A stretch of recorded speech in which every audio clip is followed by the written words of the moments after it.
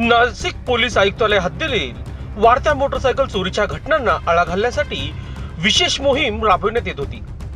त्याच अंतर्गत कारवाई करत एक सराईत आरोपी, एक विधी संघर्षित बालक तसेच चोरीच्या मोटरसायकली खरेदी करणारा आणखी एक आरोपी यांना जेरबंद करण्यात आले आहे।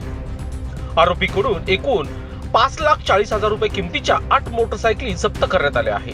या कारवाईमुळे नाशिक शहरातील विविध पोलीस ठाण्यांमध्ये दाखल असलेले एकूण 7 गुन्हे उघडकीस आले आहे।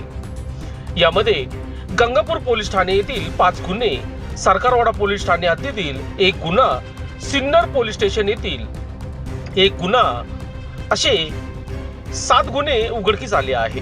गुप्त बातमीदारामार्फत मिळालेल्या माहितीवरून पिंपळगाव खांब येथील मनोहर लॉन्समर सापळा रचून 2 संशयितांना ताब्यात घेण्यात आले। चौकशीत त्यांनी नाशिक शहर व सिन्नर परिसरातून मोटरसायकली चोरी केल्याची कबुली दिली।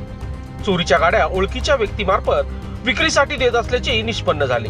ही संपूर्ण कारवाई वरिष्ठ अधिकाऱ्यांच्या मार्गदर्शनाखाली गुन्हे शाखा युनिट 2च्या पथकाने यशस्वीपणे पार पाडली आहे।